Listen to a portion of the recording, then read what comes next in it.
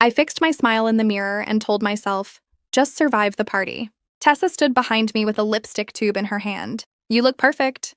I look tired. You look married. Same thing. I almost laughed. Adrian has barely spoken to me all week. Maybe tonight we'll reset things, Tessa said. I wanted to believe that. When I entered the ballroom, people clapped. Gold lights, white roses, music, expensive laughter. Adrian stood near the cake, calm and polished. I walked to him. Happy anniversary. He kissed my cheek. Happy anniversary. That sounded like a business email. His smile did not move. Not tonight, Lena. You keep saying that like tonight matters more than the rest of our life. Smile, he said softly. People are watching. So I smiled. Then I saw Noah. My chest locked. He stood at the entrance in a dark suit, looking just as shocked to see me as I felt to see him. I turned to Tessa. Why is he here? She went pale. I thought Adrian told you. Adrian stepped beside me. I invited him. Why? Closure, he said. For who? For you. Noah came closer. If this is a mistake, I can leave. Yes, I said at once. No, Adrian said just as fast. I stared at my husband. This is cruel. It is one guest at one party. Unless your past still matters more than you claim. The band changed songs. Adrian lifted his glass. Dance with him. One dance won't kill anyone. I am not doing this. Then everyone will assume you still want him. I should have walked away. Instead, I looked at the guests, the cameras, the stage, the life I had spent 5 years protecting. Pride mixed with wine and pushed me forward. I put my hand in Noah's. We stepped onto the dance floor. I did not want this, Noah whispered. Then why come? Adrian asked me. He said you needed to clear the air. You should have said no. I know. I kept distance between us, but the song was slow. You don't look happy, Noah said. Do not do this tonight. Lena, listen to me. Something is wrong. Everything is wrong. He drew a careful breath. You don't know what Adrian has done. I stopped moving. What does that mean? I tried to warn you before tonight. My messages failed. I think he is setting you up. For what? I don't know, but this feels planned. Or show. I looked across the room. Adrian was watching us. He was smiling. Not hurt, not jealous, smiling. I let go of Noah. Adrian! He lifted his glass like a private toast. What are you doing? He turned and walked out. I pushed through the crowd. Adrian! Tessa grabbed my arm. Give him a minute. For what? He told me to dance. I ran outside. The valet looked up. My husband. Did you see him? He left, ma'am. Alone? Yes. I called Adrian again and again. Nothing. Behind me, our anniversary party kept going, like my marriage had not just split open. I stared into the dark street and whispered, come back angry. Just come back. But all I got was silence. I woke on the sofa with my phone in my hand and makeup dried under my eyes. No messages, no missed calls from Adrian. I ran upstairs. His closet was half empty. My stomach dropped. No. I called him. Voicemail. I called again. Voicemail. Tessa arrived an hour later. Lena, please open the door. I let her in. Did you know? Know what? That he packed.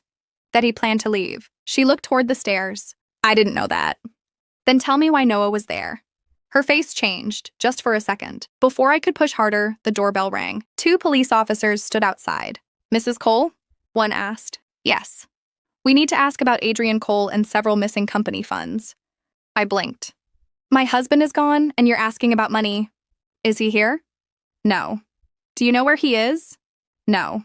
They came in. One opened a folder. We found accounts linked to company transfers under your name. My name? Did you sign recent financial papers? I heard my own voice go thin. He said they were routine. The older officer nodded like that answer was familiar. After they left, I sat down because my knees stopped working. Tessa whispered, Lena, if you know something, say it now. I don't know enough. Then leave. She started crying. Leave, I repeated. At noon, my bank card stopped working. I called the bank from the parking lot. What do you mean frozen? There is a hold on all joint accounts pending investigation, the agent said. I hung up and screamed into the steering wheel. When I got home, Vivian was waiting on my porch in pearls and ice. Where is my son? She asked. If I knew, I would tell you. Would you? You humiliated him in front of everyone. He invited Noah. A loyal wife would have refused. A loyal husband would not build a trap. Her mouth tightened. Adrian was hurt. No. Adrian was prepared. She slapped me. I touched my cheek and said very quietly, "Get off my porch." She did. That night, the video spread online. Not the whole scene, only the worst part. Noah holding me close, me looking guilty. Adrian nowhere in sight. Comments flooded in. Cheater. Poor husband. Disgusting. I threw my phone across the room. Then Eli called. "Lena?" I started crying. "I think Adrian set me up. I am coming over. Do not open the door for anyone else." When Eli arrived, he wrapped me in his arms and said, "Start from the beginning." So I told him everything. The dance. The smile. The empty closet. The police. The frozen money. When I finished, Eli said, "That smile is wrong." I know. It sounds like a man checking a box, not a man getting his heart broken. I closed my eyes. That was it. A box checked. I whispered. He didn't leave because I hurt him. He left because he needed me blamed first. Eli squeezed my hand. Then we stopped chasing him and start proving it. By morning, reporters were outside my gate. "Mrs. Cole, did your affair cause your husband's disappearance?" Eli muttered, "One more word and I am turning on the sprinklers." At Adrian's office, his business partner Damien met me with a face full of stress. "Where is Adrian?" I asked. "I don't know." "Look at me and say it."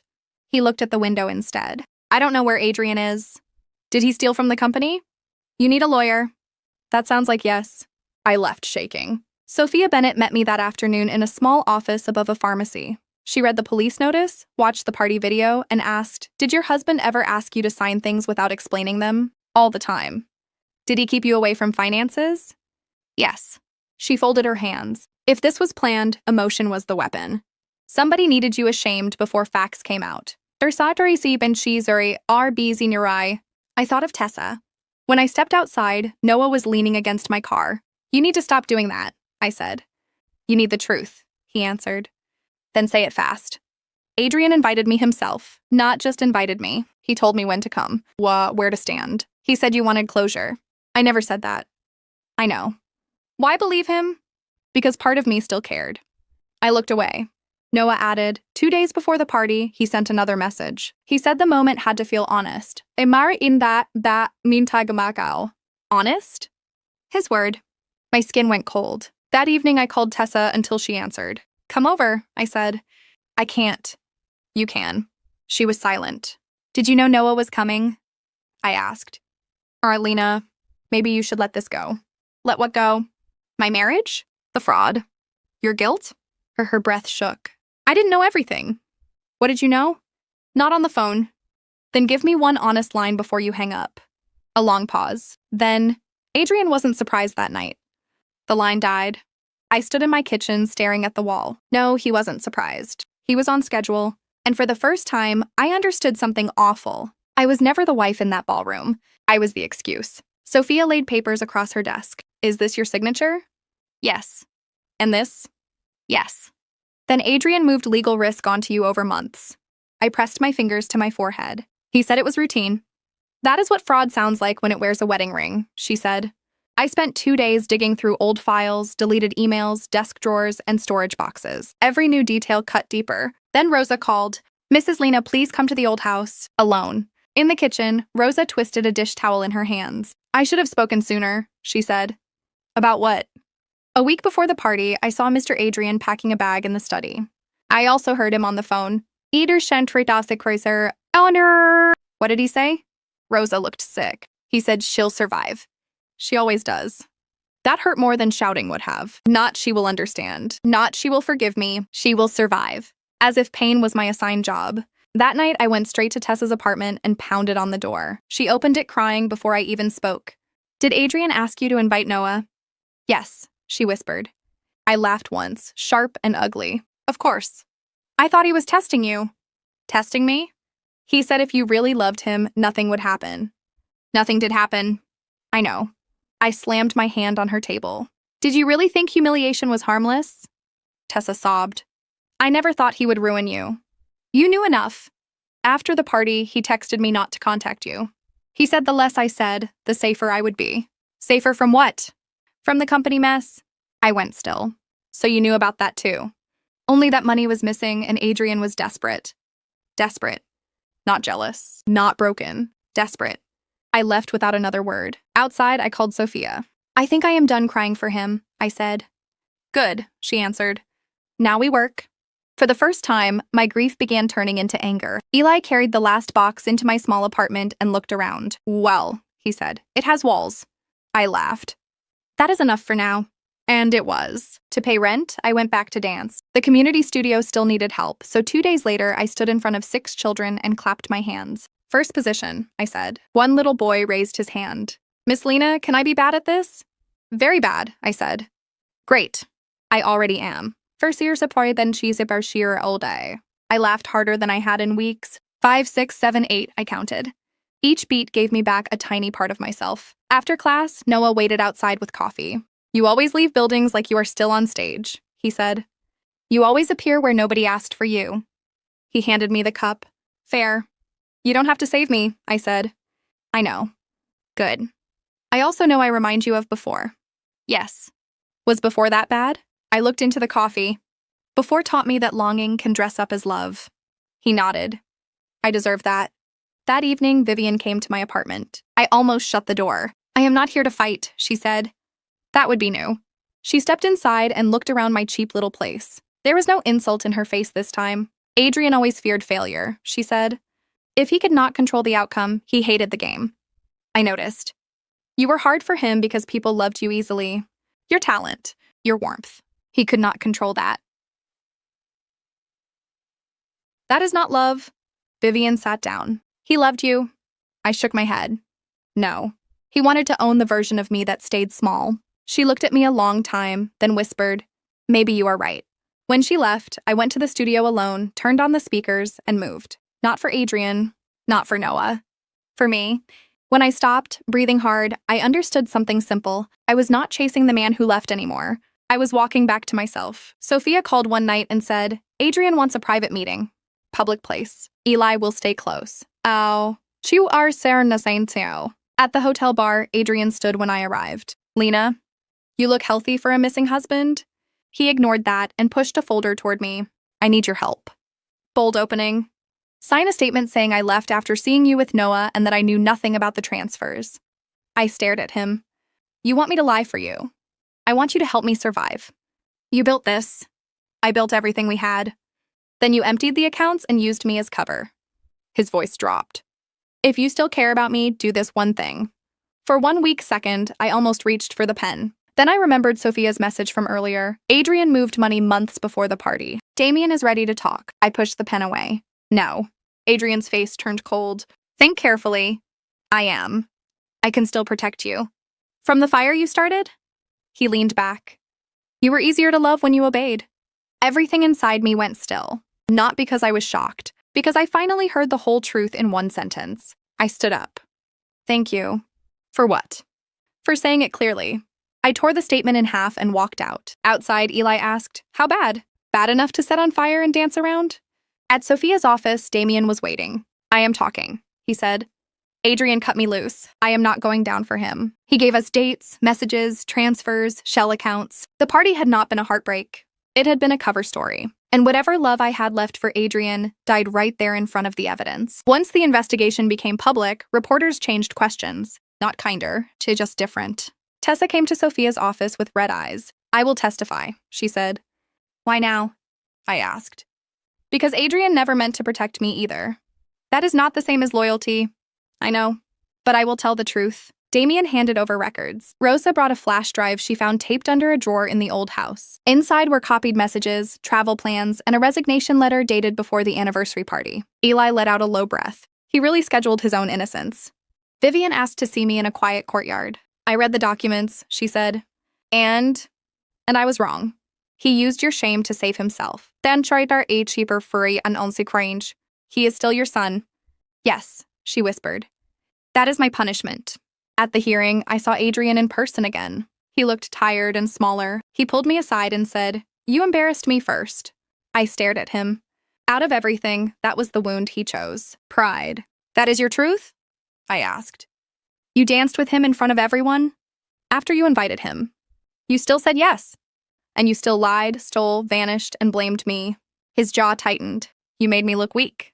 At last I understood. I was not the first person Adrian had betrayed. I was only the one he expected to stay silent. No, I said. I made you look human. You did the rest yourself, and I, nerso. Then I walked into the hearing. The room felt cold and bright. Sophia touched my wrist. Tell it straight. I will.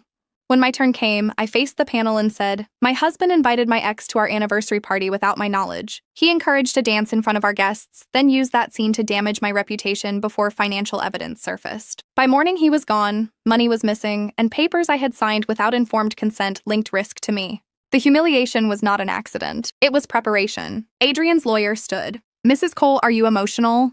I am human, I said. Noah testified next. Who invited you? Sophia asked. Adrian Cole. Did Lena ask you to come? No. Tessa confessed after him. Damien laid out the money trail. Piece by piece, the story Adrian built fell apart. Then Adrian spoke. My wife is impulsive, he said. She is rewriting an embarrassing night to protect herself. I looked at him and felt nothing soft. During a break, he asked for 1 private minute. I took off my wedding ring before I stepped into the hallway. Lena, don't do this, he said. I already am. You are destroying both of us. No. I am refusing to die in the story you wrote for me. I placed the ring on the windowsill. You did not lose me when I danced with Noah, I told him. You lost me when you planned my fall and smiled while I walked into it. He had no answer. Back inside, the final findings came quickly. Evidence held. His legal shield failed. His reputation cracked in plain sight. He looked at me once across the room. I gave him back the same calm smile he had given me. Then I turned and walked out. This time, I did not ask anyone to come back. Months later, the studio smelled like fresh paint and warm dust. Eli stood on a ladder and said, this color should be called Victory Blue. It is called Soft Blue, I said. The studio had grown. Sophia helped with the lease. Vivian quietly funded scholarships. Rosa sent flowers. Noah came by sometimes with coffee and patience. One evening, he asked, dinner? No pressure. I smiled. That is a maybe with decent posture. After he left, I found a letter under my office door. I knew Adrian's handwriting at once. I read it alone. I am sorry for how things happened. You forced my hand. I loved you in my way. I hope you understand. I folded it once. Then I said to the empty room, no, not to the apology, to the trap inside it. The blame dressed up as regret. I tore the letter in half and dropped it into the trash. Then I walked to the speakers and found the song from our anniversary party. My hand shook over the button. Really? I whispered. I pressed play. The first notes hit like cold water. For 1 second, I could not move. Then I looked at myself in the mirror and said, again. I stepped into the music, alone, free. I moved through every count that once belonged to shame and gave it back to myself. When the song ended, I was crying, but I was smiling too. Not because the past no longer hurt, because it no longer owned me. I touched the floor, stood up, and whispered, I am still here. That was closure. Not getting Adrian back. Not hurting him back. Just hearing my own voice and believing it. The same song that once marked my ruin became the sound of my survival. And when I walked forward this time, I felt free. Eli climbed down from the ladder and studied my face. You read it? I did. And I threw it away. He smiled. Proud of you. I thought I would feel bigger after all this. You do, he said. You just don't sound like a storm anymore. What do I sound like? Like yourself. I looked around the studio. I almost forgot what that meant. You didn't forget, Eli said. You survived long enough to remember. A knock came at the door. Vivian stepped in with 2 envelopes. I won't stay, she said. These are the scholarship papers. I took them. Thank you. She glanced at the trash can. His letter? Yes. Did it help? No. But tearing it did. A sad smile touched her mouth. That sounds healthy. It sounds honest. Vivian nodded. For what it is worth, I do not expect forgiveness for my part. I know. Still, I am sorry. This time I believed her. After she left, Eli bumped my shoulder. Dinner? In paint clothes? Well, we will call it an artistic statement. I laughed. Fine, but I choose the place. Deal, he said. And Lena? Yeah?